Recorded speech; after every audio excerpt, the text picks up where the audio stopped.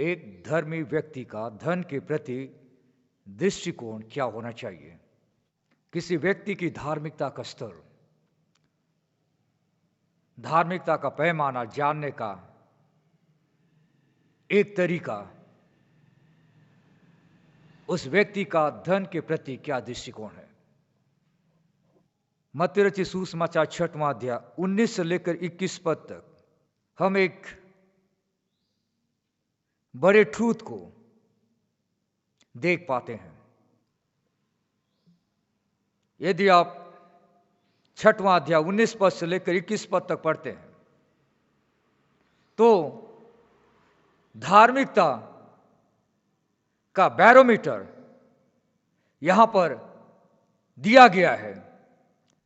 19 पद से लेकर 21 पद तक इस प्रकार लिखा है, अपने लिए पृथ्वी पर धन इकट्ठा ना करो, जहां कीड़ा और काई बिगाड़ते हैं और जहां चोर सेंध लगाते और चुराते हैं, परंतु अपने लिए स्वर्ग में धन इकट्ठा करो, जहां न तो कीड़ा और न काई बिगाड़ते हैं और जहां चोर न सेंध लगाते और न चुराते हैं, क्योंकि जहां तेरा धन है वहां तेरा मन भी लगा रहेगा।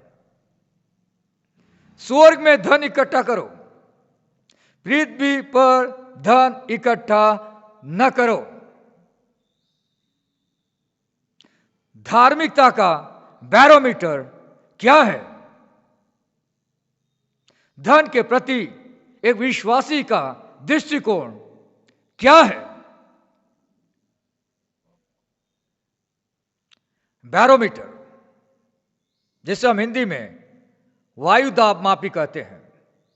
बैरोमीटर एक उपकरण है जिसका उपयोग वायुमंडलीय दबाव को मापने के लिए किया जाता है। मौसम परिवर्तन का प्रेडिक्शन करने के लिए यह एक उपयोगी उपकरण है। इसका उपयोग मौसम विज्ञान में किया जाता है। बैरोमीटर मदद करता है हवा के प्रेशर को जानने के लिए, उसके बढ़ने को, उसके घटने को, उसके स्टेबल रहने को जानने के लिए बैरोमीटर इस्तेमाल किया जाता है। एक धर्मी व्यक्ति का बैरोमीटर है उस व्यक्ति का धन के प्रति क्या दृष्टिकोण होता है। अपने लिए स्वर्ग में धन इकट्ठा करो, पृथ्वी पर धन इकट्ठा न करो। पहली बात, जो फरीसी थे, जो इस्राएली अगुवे थे, वे धन इकट्ठा करने के चक्कर में धन का लालच का पाप कर रहे थे। धन इकट्ठा करने के चक्कर में धन का लालच का पाप कर रहे थे। दूसरी बात, धन की चाहत में परमेश्वर के प्रति अपनी सेवकाई की प्राथमिकता को स्थान नहीं दे रहे थे। धन तो वे कमाना चाह रहे थे, धन का डिजायर उनके पास था, पर उसकी चाहत में परमेश्वर के प्रति अपनी सेवकाई की प्राथमिकता को स्थान नहीं दे रहे थे। उनका उद्देश्य पृथ्वी पर धन जमा या इकट्ठा करना बन गया था, स्वर्ग पर धन इकट्ठा करना नहीं। वे यह सोचकर बैठे हुए थे कि उनका जो लाइफ है उसका एक ही पर्पस है, वो है धन को इकट्ठा करना, अक्यूमुलेट करना, जमा करना। और आगे हम देखते हैं वे सिर्फ अपने लिए धन इकट्ठा करने का सोच रहे थे, सिर्फ अपने लिए, सिर्फ अपने भविष्य को सुरक्षित करना चाह रहे थे। वे धन इकट्ठा करना चाह रहे थे सिर्फ अपने लिए।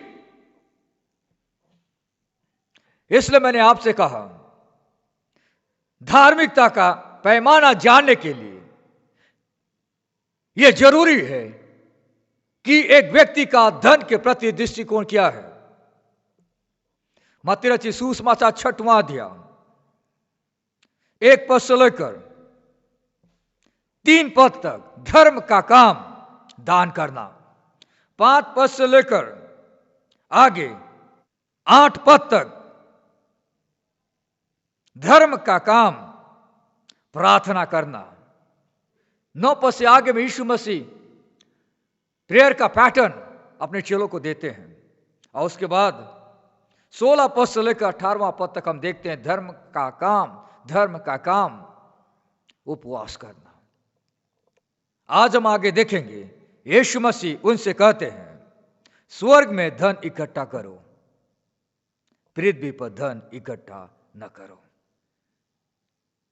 क्यों यीशु मसीह कह रहे हैं कि जो मटेरियल थिंग्स है इस धरती पर उनकी कोई सिक्योरिटी नहीं है,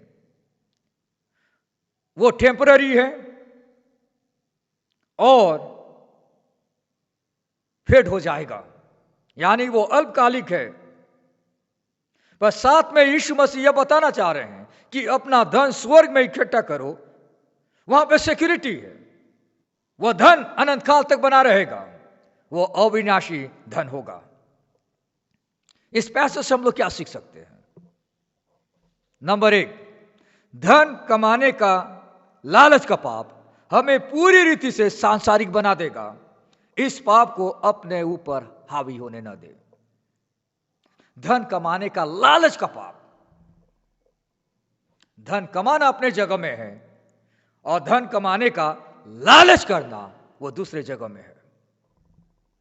अगर हम धन कमाने का लालच का पाप में फंस जाएंगे तो हम पूरी रीति से सांसारिक बन जाएंगे। हमारा दृष्टिकोण सांसारिक लोगों के जैसा बन जाएगा और हम भी सिर्फ और सिर्फ अपने लिए धन कमाने के बारे में सोचेंगे। इस पाप को अपने ऊपर हावी होने न दें। दूसरी बात, अपने लिए, अपने परिवार के लिए सोचने के बजाय मैं प्रभु के कार्य के लिए क्या कर सकता हूं, उस पर काम करें, उस पर विचार करें। हम कई बार अपने लिए, अपने परिवार के लिए सोचते हैं, प्लानिंग करते हैं, पर इस वचन के अनुसार क्या हम कभी बैठकर प्रभु के कार्य के लिए हम क्या कर सकते उस पर विचार करते हैं, उस पर काम करते हैं?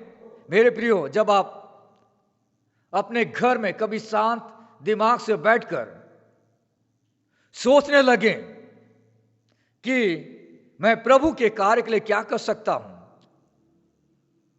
आपके सामने कई सारे पॉइंट्स आएंगे। तीसरी बात, अर्जित धन को आधार मानकर अपने भविष्य को सुरक्षित समझना हमारी नासमझ होगी, क्योंकि यह धन हमें परमेश्वर पर निर्भरता से दूर ले जाएगी।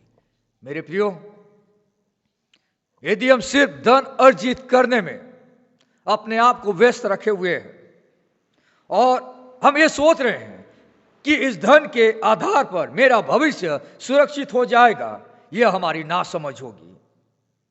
क्योंकि जैसे इस वचन के अनुसार जहां तेरा धन है वहां तेरा मन भी लगा रहेगा। हम सोचते हैं कि मेरे पास धन है इसलिए मुझे कुछ नहीं होगा, मैं सुरक्षित हूं, पर ऐसा करके हम परमेश्वर पर निर्भरता से दूर चले जाते हैं। इसलिए अर्जित धन को आधार मानकर अपने भविष्य को सुरक्षित समझना हमारी नासमझ होगी, क्योंकि यह धन हमें परमेश्वर पर निर्भरता से दूर ले जाएगी। चौथी बात, परमेश्वर द्वारा प्राप्त धन का इस्तेमाल हम एक अच्छे भंडारी के रूप में करें।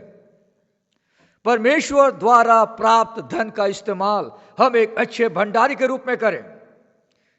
परमेश्वर के राज्य की बढ़ोतरी के लिए अपने धन का इस्तेमाल करने पर हमें एक बड़ी संतुष्टि और बड़ा आनंद मिलता है, जो अपने पास रखने से नहीं मिलता। मेरे प्रियो, परमेश्वर के राज्य की बढ़ोतरी के लिए अपने धन का इस्तेमाल करने पर हमें एक बड़ी संतुष्टि और बड़ा आनंद मिलता है, जो अपने पास रखने से नहीं मिलता। यहां पर हमारा जो मास्टर है, हमारा जो प्रभु है, वो ये नहीं कह रहा है कि धन रखना गलत है, पर इस वचन के अनुसार धन सिर्फ अपने लिए रखना वो गलत है। हम उस धन का अच्छा इस्तेमाल करें, अच्छे भंडारी बने। यीशु ये नहीं है कि हमारा पृथ्वी पर का धन बुरा है, पर इश्यू यह है कि इसका बड़ा मूल्य नहीं है। कई सारे मसीह लोग लगातार अपने धन को बढ़ाते रहने के लिए पूरी रीति से व्यस्त रहते हैं। यह गलत है। धन कमाना और धन कमाने का लालच दोनों अलग चीज है। हम कई बार धन कमाने के चक्कर में अपने आप को इतना बिजी रख लेते हैं कि हमारे अंदर में धन के प्रति लालच बढ़ता चला जाता है। सोचिए, आप धन क्यों इकट्ठा करना चाहते हैं?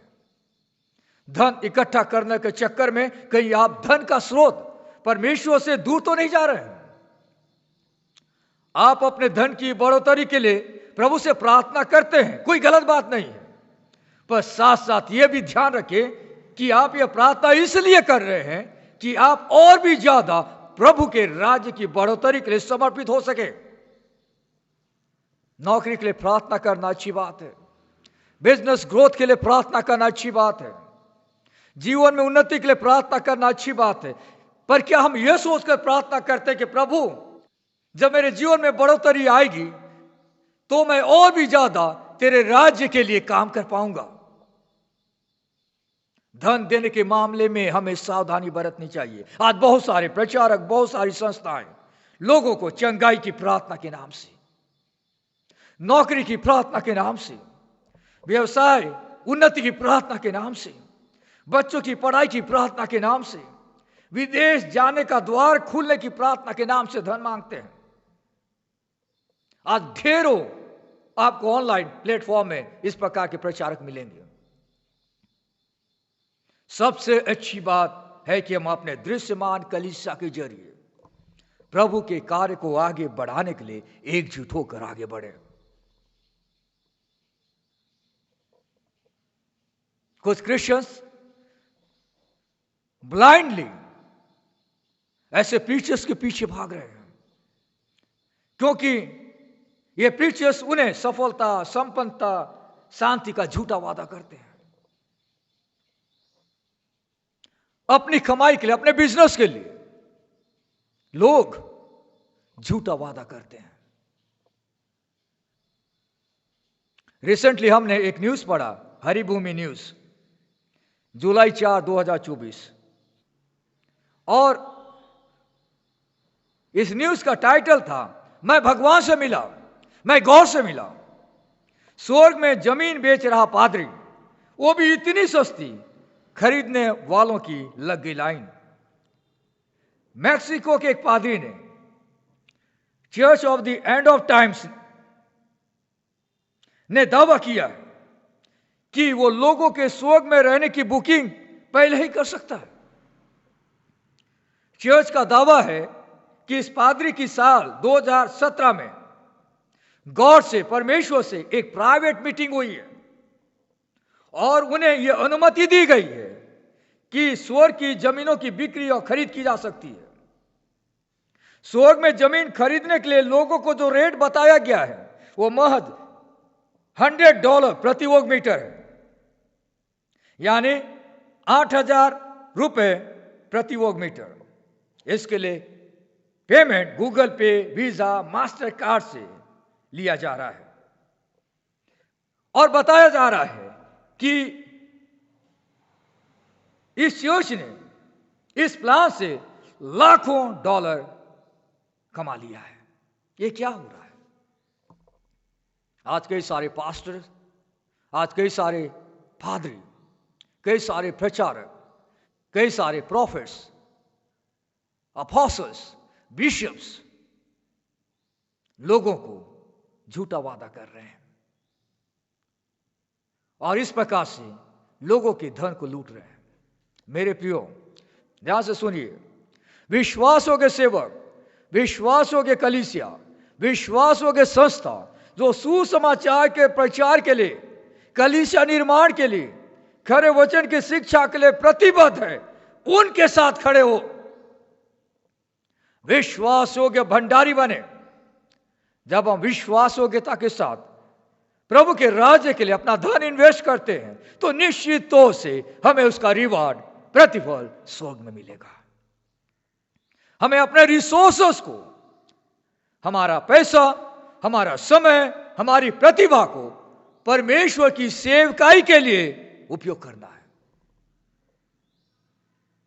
यह मैसेज सिर्फ उनके लिए नहीं है जो इस पृथ्वी पर धन इकट्ठा कर रहे हैं अपने लिए, पर यह उनके लिए भी है, उनके लिए भी है जो परमेश्वर के द्वारा दिए गए गिफ्ट का उपयोग अपनी महिमा और अपने प्रमोशन के लिए करते हैं।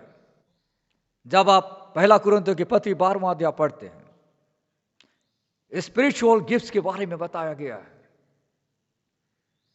पर आज कई सारे लोग उस गिफ्ट के जरिए अपने आप को बढ़ाना चाहते हैं, अपने आप को प्रमोट करना चाहते हैं, अपने आप को एग्जॉल्ट करना चाहते हैं, मनुष्य की प्रशंसा की लालसा रखते हैं। प्रियो, सांसारिक सुखों के लिए, प्रशंसा के लिए काम न करें। आज बहुत सारे टीचर्स, आज बहुत सारे सिंगर्स अपने को प्रमोट करने के लिए काम कर रहे हैं, लोगों से तालियां बटोरने के लिए काम कर रहे हैं। कई सारे म्यूजिक बजाने वाले लोग चाहते हैं कि लोग उनकी तारीफ करें, अपनी महिमा में लेना चाहते हैं, अपने लिए काम कर रहे हैं। फरीसी जो लोग थे वे अपने लिए धन इकट्ठा कर रहे थे, अपनी बढ़ाई के लिए काम कर रहे थे, अपना प्रमोशन कर रहे थे। आज हमें सावधान और सतर्क होने की आवश्यकता है। हमें पूरे मन से प्रभु की सेवा करनी चाहिए, यह जानकर कि हमारा परमेश्वर हमारी ओर देखता है और स्कोर तो वही देता है। हम सभी के कार्यों का स्कोर परमेश्वर पिता के पास है, और जब वो रिवार्ड देगा तो वह बहुतायत से हमें देगा। पौलुस एनकरेज करता है अपनी पत्री में, कुलुसियों की पत्री 3 अध्याय 23 और 24 पद। यहां इस प्रकार लिखा है, जो कुछ तुम करते हो तन मन से करो, जो कुछ तुम करते हो तन मन से करो, यह समझकर कि मनुष्यों के लिए नहीं परंतु प्रभु के लिए करते हो, क्योंकि तुम जानते हो कि तुम्हें इसके बदले में प्रभु से मिरास मिलेगी। तुम प्रभु मसीह की सेवा करते हो। हम सबका यह कर्तव्य होना चाहिए, हम सबका यह कर्तव्य होना चाहिए। हम मनुष्य के लिए नहीं पर प्रभु के लिए काम करते हैं। मेरे प्रियो, परमेश्वर ने हम सबों को धन दिया है। जितना धन दिया है उसका लेखा हमें परमेश्वर को देना पड़ेगा। हम सबों को परमेश्वर ने आत्मिक वरदान दिए हैं। हम उन वरदानों का इस्तेमाल परमेश्वर की सेवा के लिए कैसे करते हैं? क्या हम उसका इस्तेमाल अपने आप को प्रमोट करने के लिए, अपने आप को ऊंचा दिखाने के लिए, अपने आप को लोगों के सामने मशहूर करने के लिए करते हैं? किसी व्यक्ति की धार्मिकता का स्तर, पैमाना जानने के लिए हमें यह जानना जरूरी है कि उस व्यक्ति का धन के प्रति क्या दृष्टिकोण है। धन के प्रति किसी विश्वासी का दृष्टिकोण धार्मिकता का एक पैमाना है। मेरे प्रियो, धन कमाना और धन कमाने का लालच करना दोनों अलग चीज है। हम धन के चक्कर में अपनी प्राथमिकता को न भूलें। पृथ्वी पर धन इकट्ठा न करो, स्वर्ग में धन इकट्ठा करो।